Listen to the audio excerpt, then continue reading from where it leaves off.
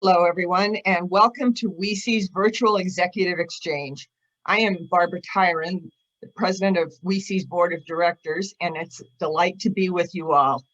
It's my pleasure today to introduce Kelly Spees-Backman, who is the Acting Assistant Secretary for Energy Efficiency and Renewable Energy at the Department of Energy. She oversees the planning and execution of the organization's $2.8 billion RD&D portfolio that covers energy efficiency, renewable energy, and sustainable transportation. Acting Assistant Secretary Spees-Backman was previously the first CEO of the Energy Storage Association, and prior to that, she was a commissioner at the Maryland Public Service Commission, where she also served as chair of RGGI. She was also on EPRI's Energy Efficiency and Grid Modernization Public Advisory Group, and she was co-chair of NARUC's Energy Resources and Environment Committee. She is the 2019 recipient of the Cleanie Awards as their Woman of the Year.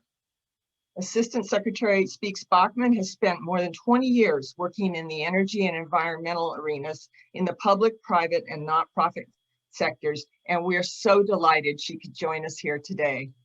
As always, this conversation is meant to be as interactive as possible, so I invite you, if you do have questions, please place them in the Q&A box at the bottom of your screen.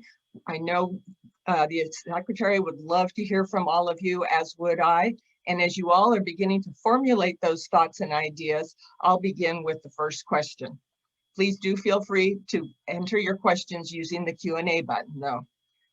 Assistant Secretary Spees-Backman, congratulations on your new leadership role. This is a fantastic announcement, and we're so honored to have you with us at the Women's Council on Energy and the Environment. Can you talk for a minute, please, about the Biden administration's clean energy priorities and what that means for EERE's portfolio? Sure, I would love to, but only if you promise. We've known each other so long. Just call me Kelly. It's a lot less syllables. It's a lot easier. It'll take up less time. So I would love to talk to you about President Biden's climate strategy, really, which is designed to put the United States on an irreversible path to achieving a 100% clean energy economy, not later than 2050. In my office in EERE, we have updated and revised our mission, and that is to accelerate the research, development, and I will underscore the demonstration and deployment of technologies and solutions that will equitably transition America to a net zero greenhouse gas emissions economy with no later than 2050, and also to ensure that the clean energy economy benefits all Americans. We want to create good paying jobs for the American people, especially workers in communities that are impacted by this energy transition, and those who have been historically underserved by the energy system and have historically been overburdened by pollution. So that's kind of the highlight of where we're going. I can talk to you about budgets or programmatic priorities or however you want to go. Thank you. You're anticipating the next question, which I referenced the fact that EERE has a very significant RD&D budget, $2.8 billion. Yeah. But you're proposing in the FY22 a requested amount of $4.7 billion. How do you expect to manage such a large portfolio? And can you talk to us about the shifting priorities that will incorporate that?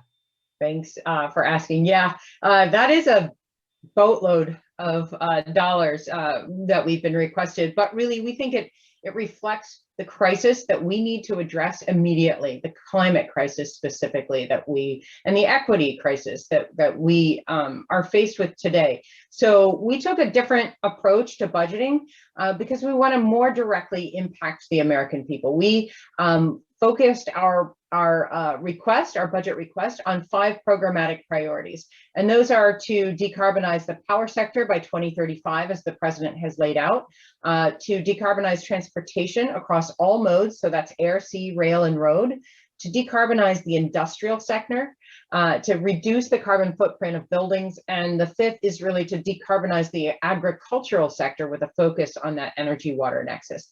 we're focused on these sectors rather than specific technologies, because we want to make sure that we are meeting the goal of decarbonization and meeting the sectors and the communities where they live and work.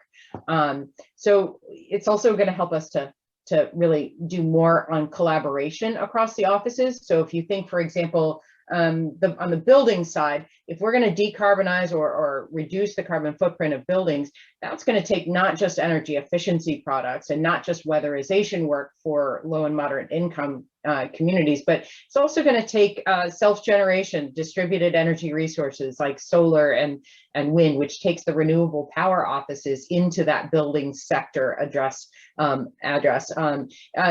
Integrating electric vehicles and bidirectional vehicle to grids, doing work in that area, that's also related to the sector. So it really forces us to collaborate across the EERE offices, but also across the labs, across federal agencies, with our state and local partners. We're really trying to reach further into the communities in which we're trying to impact. Thank you very much. I want to mention one more time to our audience participants, please do feel free to enter your questions using the Q&A button at the bottom of the screen. And also a note that unfortunately we will need to conclude today's program at 2:50, that's 2:50. So your questions would be great to arrive as quickly as possible to make sure that you have a voice in today's dialogue. I'll continue until I see those questions appearing, and shift to energy and water infrastructure, which is top of mind across the administration and in Congress, and often with bipartisan support, and very much actually in this week's agenda. How does this high-level visibility for this topic relate to EERE? Well, energy and water really touches a lot of the areas across our offices. So when you think about power production, when you think about the energy water nexus, especially in the agricultural sector, really reducing both the energy and the water use for agriculture is going to help us. It's going to impact 10% of our total carbon diet is through the ag sector. And so that's really where we're focusing a lot of our energy water sector for energy water work for EERE office, but it's not limited to EERE office as well. I mean, we're looking at that in the transmission area, Office of Electricity, in terms of where we're going for the fossil energy and carbon management program. They have some energy water work, as well as the nuclear. So really these kind of 5 sectors are being impacted across DOE. Specific to our agricultural work that we are doing, we have the water office, of course, that is very much focused on what we're doing. But think about also the vehicle technologies office and how they impact the agricultural sector, and in either electrifying the tractor and the other purpose vehicles. When you think about the different technologies that go, the energy efficiency technologies, for example, think about water pumping in the agricultural sector. So really improving the efficiencies of those and going towards new materials and new ways of thinking about agricultural pumping is really where we're trying to focus that. Good, thank you. So now I'm going to ask a little bit about electrification, because many see this as a path towards the future, that could be our wave of the future, in fact, towards climate change. Can you talk a little bit about how EERE sees that approach, electrification? Yeah, so the path for building decarbonization and reducing the carbon footprint of buildings really starts with first electrifying as much as we possibly can. The second part is we know that we can't electrify everything, so improving the efficiency of those fossil sources. And the third part is really, for those fossil sources that we use, are there alternatives that we can use that are lower carbon impact? So, for example, hydrogen and bioenergy fuels. So, going back to the building sector, electrification really is one of the top areas that we're focused on. Through our building technologies office. How can we offer products that are easier to use or as easy to use, that make the buildings as comfortable or more comfortable as they were before, and save the planet. Great, thank you very much. So we do have a question. Thank you to our questioner for putting it in the Q&A button. The question is, how do you manage global raw material refinery and supply chain risk? Well, supply chain is an important aspect of everything that we're doing. And a lot of the work that we're doing, I just left a meeting with our advanced manufacturing office addressing decarbonization of industry, but also looking at the supply chain risks and the supply chain work we need to do. In addition, I think it was earlier, it might have been earlier this month, it might have been late last month, we had specific to batteries, we laid out a roadmap for supply chain risks and the tactics that we'd like to make sure that we take in order to offset that supply chain risk. And really, and that involves getting as much as we can from domestic sources, decreasing the need for especially critical materials and minerals. And the third is finding alternatives to those critical materials. Good, thank you very much. As you so well know, federal and state jurisdictional issues sometimes are a part of all the considerations around transmission and infrastructure. And you're in a uniquely wonderful position to have been a former state regulator, so you can bring that experience into your current role. Can you talk about any potential sensitivities you see as a result of your own experience and how we navigate the transmission infrastructure issues going forward? Sure, and I'll talk about it in the context of the work that we're doing with offshore wind currently. There is certainly a sensitivity between states on a regulatory perspective of who pays for what. Look at FERC Order 1000 and how well that was implemented, tongue in cheek here. But thinking about transmission, especially as we get higher and higher levels of renewables on the grid, has to be done in a much broader perspective. It has to be done on a more regional level. Otherwise, we're going to just keep getting in these arguments between states of who's paying for what and who's getting what. And so we have on our early efforts now of offshore wind development, trying to hit that goal of 30 gigawatts of new offshore wind development by 2030, we have begun to convene. I think we've had 14 meetings now with different stakeholders around how we begin to plan out transmission from a more a more regional level. And we're really trying to build a set of recommendations. Now, we at EERE aren't necessarily responsible for the transmission build-out. That's FERC certainly, and we don't even have that in our R&D, but we do have it with offshore wind. So that's why we're collaborating with our Office of Electricity. We're collaborating with FERC. We're collaborating with the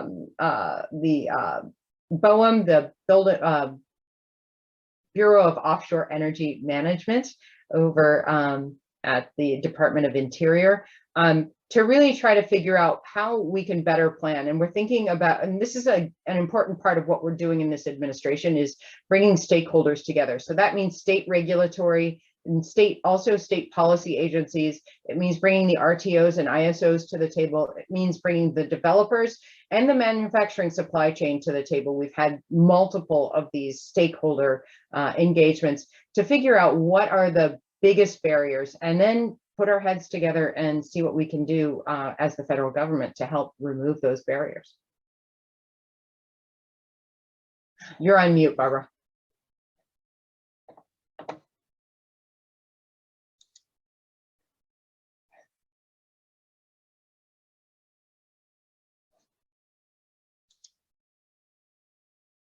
There, okay, thank you, Kelly. So I believe you can see the questions, and you can see that the next question is quite lengthy around energy storage. Rather than my occupying everybody's time reading it, would you like to address that? Sure, I'm going to read it now. Of course. Why don't I don't know if can all the audience see that question, or is it? I believe so. Yes. Okay. So the question is about what do we have in mind for energy storage, specifically grid scale batteries? DOE is giving waivers to allow components from China.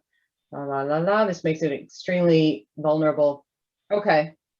All right. So there's a couple of questions in that paragraph.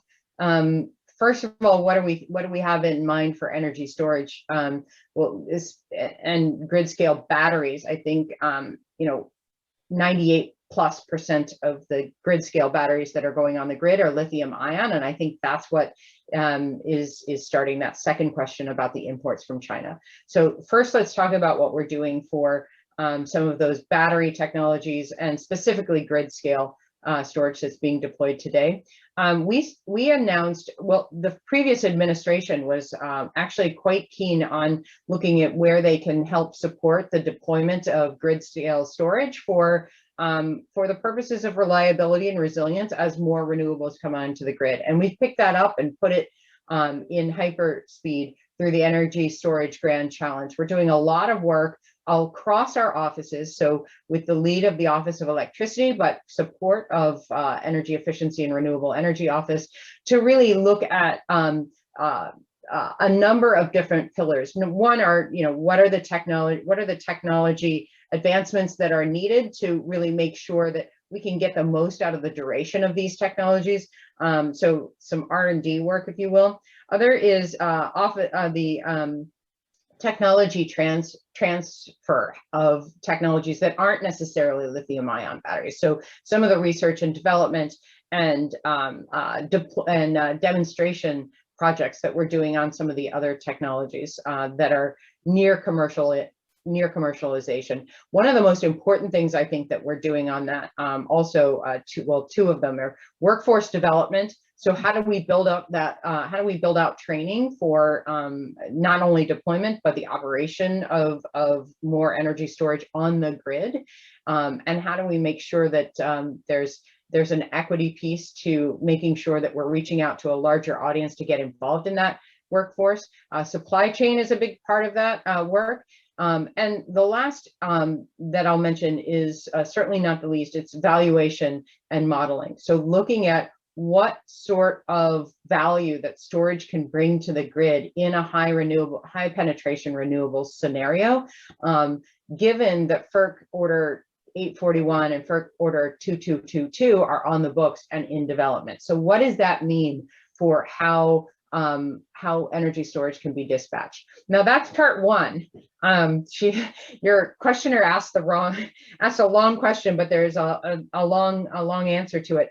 The other part is, what do we do about longer duration storage? So when we are getting to a high penetration renewables scenario, we're going to need longer than the 4, 6, 8 hours, like even moving into seasonal storage and certainly daily storage or diurnal storage, we're going to need to be thinking about. And so that's why yesterday, the Secretary announced the long duration storage shot. And that is really a goal that by 2030, so in the next decade, getting a 90% cost reduction for long duration storage and defined by 10 hours or more. So we're doing the research and development, we're doing demonstrations for technologies that are already being commercially offered in the market today, but really kind of pushing forth on that long duration storage that's going to be so needed when we get to the deployment area. So that's kind of some of the work that we're doing. And then the third part that she asked really was about dealing with cybersecurity work, especially since we're getting some of those areas for China, some of the materials for China. Now, I will say there it has been a tariff on those sorts of materials and people are thinking through the supply chain and how do we get more and more of our supply chain for lithium ion batteries domestically produced. And there's a lot of work being done through that already. But again, I would suggest that your listener or your viewer check out our roadmap for battery supply chain that's on our website at DOE.gov. There's a lot of really good information about how we see the issue and what we plan to do about it. Good, thank you. That's a very timely question. with the secretary having her announcement yesterday, and I noticed that today's national media is covering the story and the announcement in a very comprehensive manner. So thank you to the questioner for that multifaceted question. We're going to go to the next one, which is regarding the decarbonization of industry and whether that includes petrochemicals. Any thoughts there, Kelly? Decarbonization of industry, the petrochemical industry is a big part of it. But when we talk about decarbonization of industry, first of all, we're talking about four sort of pillars of opportunity. One, energy efficiency, of course. Two is industrial electrification. Three is low carbon, low cost fuel sources. And fourth is carbon capture and usage. And so those are the four pillars that we're thinking about when we think about decarbonization of industry.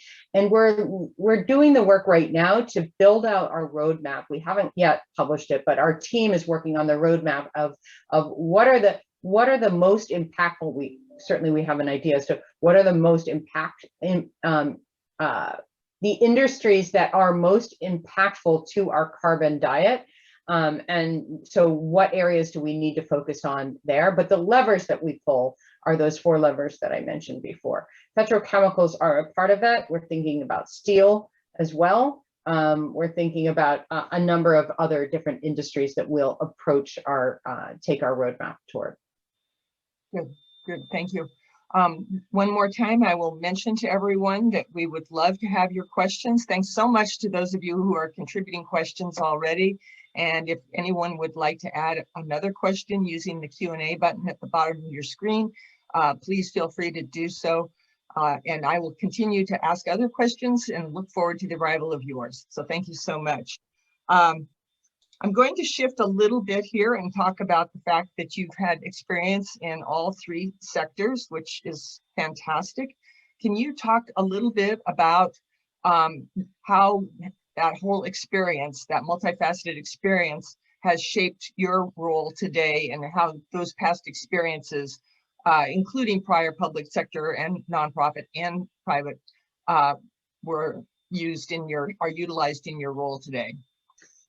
Oh gosh, I much prefer when you ask me like kind of the technical questions. So I think actually my experiences, I'm really trying to reflect in the way we approach our work. So as we're if we're going to change markets and change our world, we have to think about it from so many different perspectives. And I think that my experience, both in the public and the private sector, as well as the advocacy sector, have been helpful in that, because there is a natural tension between industry, regulatory, and policy world that that needs to be acknowledged and needs to be sort of balanced as we're working towards decarbonization. I think, though, when you think about this climate crisis that we're facing, each of those areas can agree that I mean, it's hard for me to understand how you can not agree that we are in a climate crisis and we need to act, right? So each of those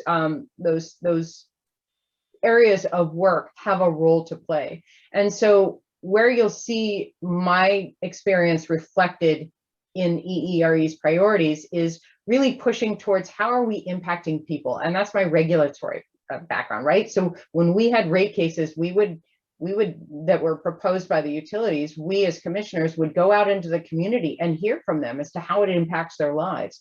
And I really want to, if I could have an imprint on DOE in my time here, it will be to help people to understand that everything that they do profoundly impacts people's lives. They may not see it because they're at the federal level, but thinking about how we're impacting the building sector means we're going to impact their homes and the places where they work.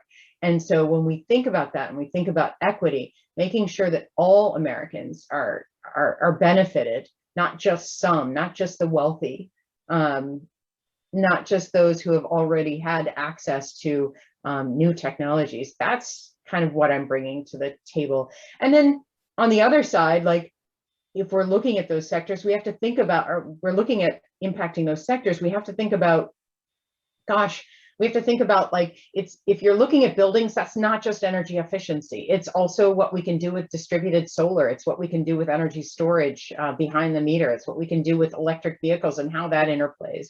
If we want to optimize for the larger scale grid, to make sure that we're not causing problems to the grid, but in fact, we're enhancing the operations of it. Good. That sounds great.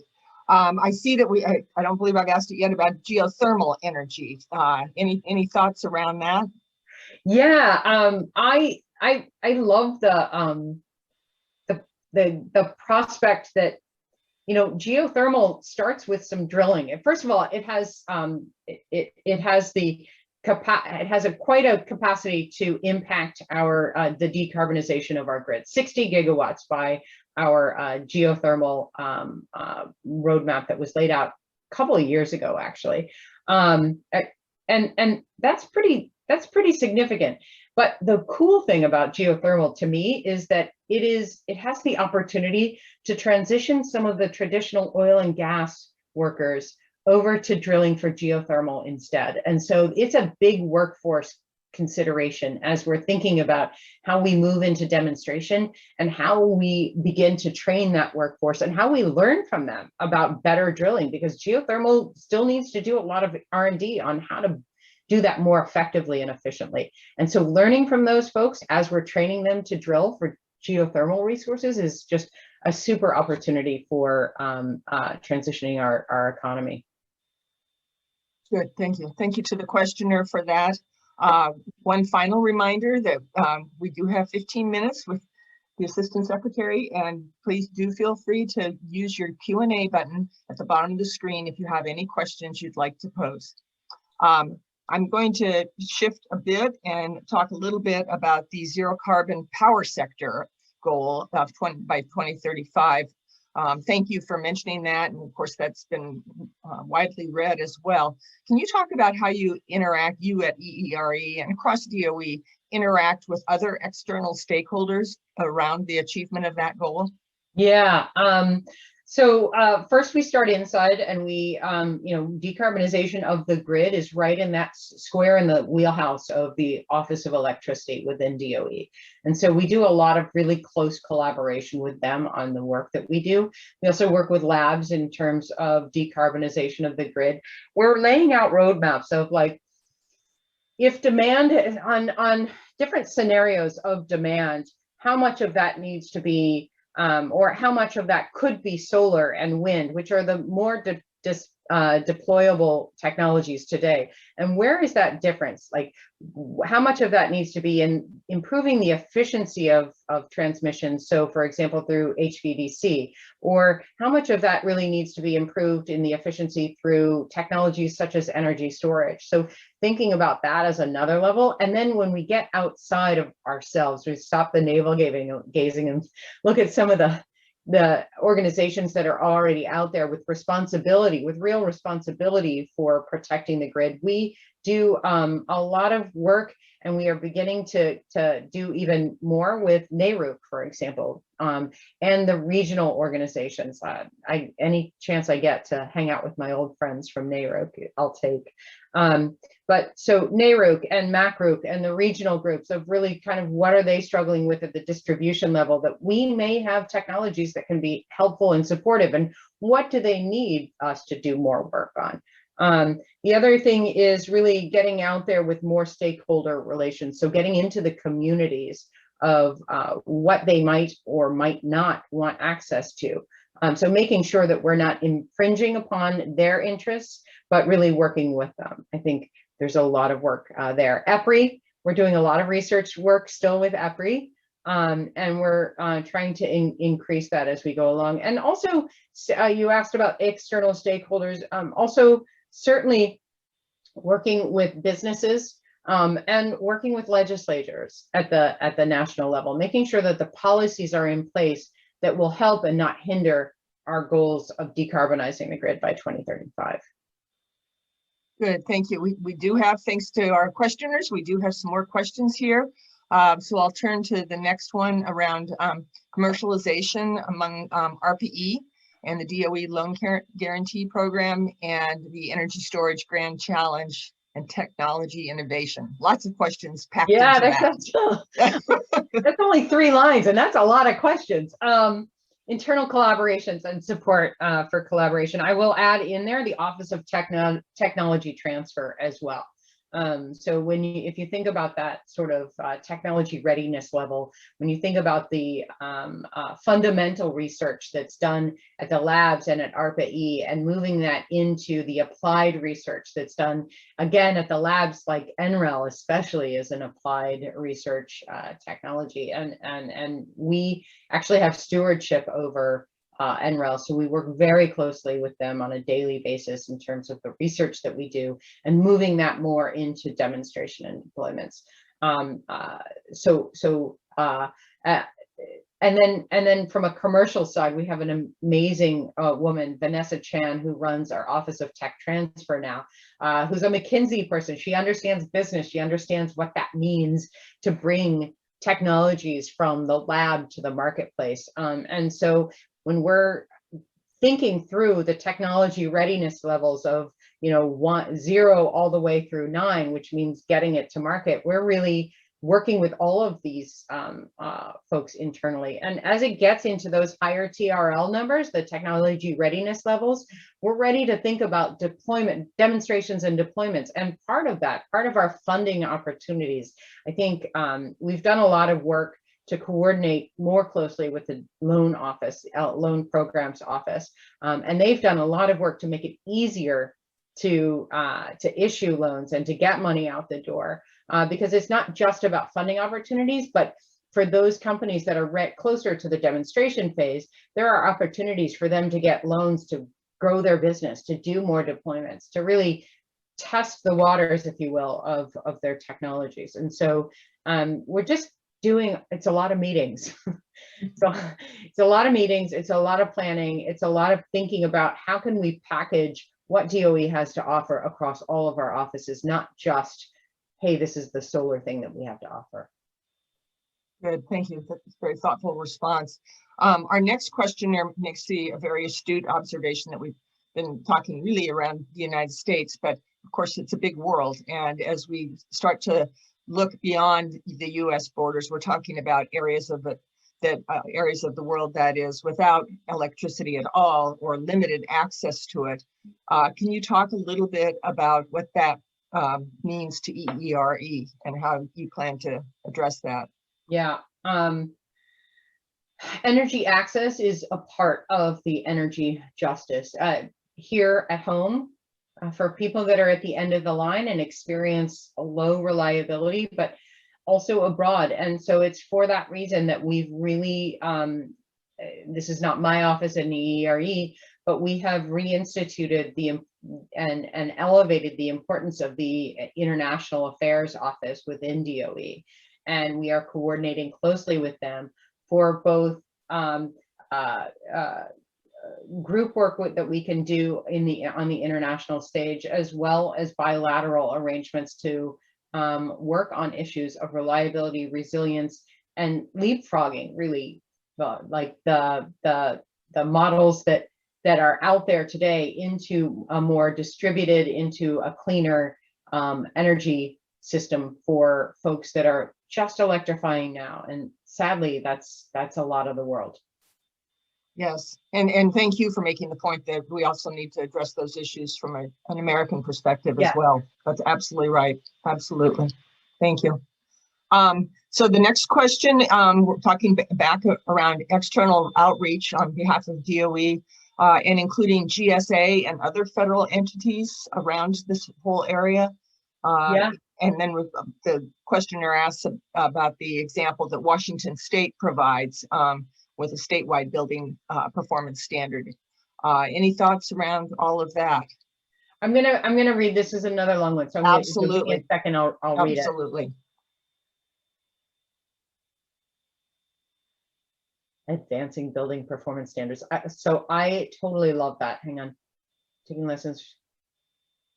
Yeah. Yes, we are learning. This is part of one of those principles of like not just giving states and local governments things that that we think will be helpful, but also learning from them as well. And so that's part of our renewed and enhanced relationship with NARUC. And I neglected to mention, we are also having regular conversations with NASIO, the State Energy Office, and with the NASUCA, the group of the National Association for Consumer advocates, Consumer Utility Advocates. I can't remember what the acronym is, but it's the consumer advocates across the states. So we're having a lot of conversations with them. GSA as well. I would say specific to building performance standards, HUD is a huge area where we really need to reestablish those relationships. We have a lot of common equities. So I'll give you an example where I think we could do better. In building codes and programs is, we have weatherization assistance program in our purview. They have LIHEAP and a number of other supportive programs that they use, but we have different eligibility standards. We got to fix that, right? We got to figure out how we can better harmonize for people to be able to use our resources better. And so we're doing a lot of work with HUD on the building performance standards, as well as generally our programs. When it comes to advancing building performance standards, we are all in. There's not just building performance standards, but appliance standards as well. You'll see quite a flurry over the next few months. We've been doing a lot of work we're about 6 months in now. We've been doing a lot of work in the early stages of really kind of doing a reset on the appliance standards, some of those that had been repealed, bringing those back up to speed and moving along. And then also we are huge advocates for the ASHRAE and for the ICC work that is being done in building standards, but we think we can do better. We think we can do more. And so we at DOE are developing, recommendations for codes for those states that want to do more. So we're trying to we will be providing, Secretary Granholm has been quite vocal in the fact that she wants us to provide more technical assistance for those states who actually aren't looking to go further, but are, back in the 2012 standards and would like to think about coming forward, helping them to understand how to do that and why it's good for their communities is an important part of what we're doing. Good, thank you. So you've described an amazing amount of outreach that is occurring across the department, as well as within EERE, to the external stakeholder community. And yet, of course, we all appreciate that the past 16, 18 months, we've been going through a global pandemic. So can you talk a little bit about how that outreach has occurred up till now and how you see it, more importantly, occurring as we emerge from the pandemic, and how that might change your operations or your outreach going forward? Yeah, well, this is it, man. This is what we've been doing. I've been here at DOE for 6 months, but as we've all been working through this pandemic, we're all on Zoom.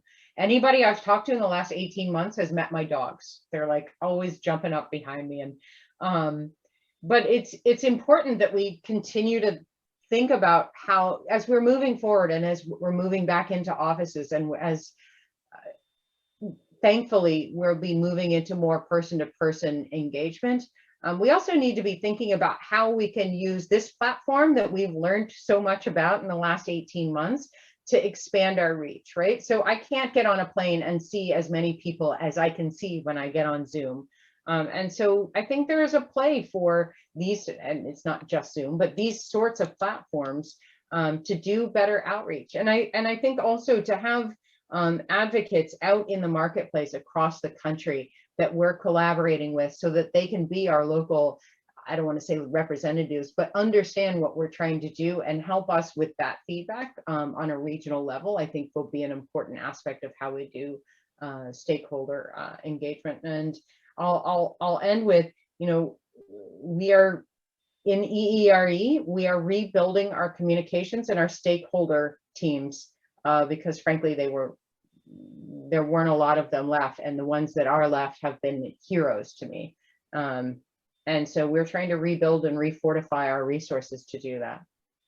Good, thank you. We're so thrilled that you were able to join us. We have just a minute or two left. Are there any thoughts you'd like to share as an experienced energy leader, perhaps with the WCEE members and others who are participating in today's webinar? Keep the, like, I can tell you that the most important thing is that we keep our eye on the ball on decarbonization. So when we think about maybe getting territorial either in our business or in our policy work, if we think about we're all in this together to decarbonize, and that a lot of times means I think I saw electrify everything topic. In some cases, it does mean electrify as much as we can, but we're not going to be able to fight over philosophically whether or not we should electrify. We just need to decarbonize. And if we can keep our eye on that as a first and foremost target, then I think we can do a lot more collaboration. And I'll just say for this particular audience, women, we have such a way about us of collaborating.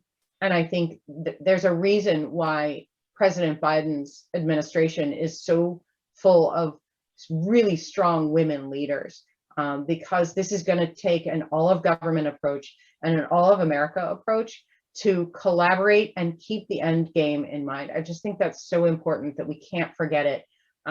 It solves a lot of sort of parochial problems that we have if we keep that end game in mind.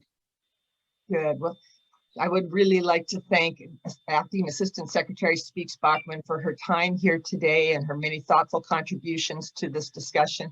I'd like to thank all of you who were able to join us, and to those of you who submitted questions, thank you so much for helping to enrich this already robust discussion. We appreciate having your input and you being a part of this dialogue. And with that, Kelly, thank you again. Congratulations and best wishes in this next phase of your career. Thank you so much. Take care, Barbara. Thank you. Bye-bye.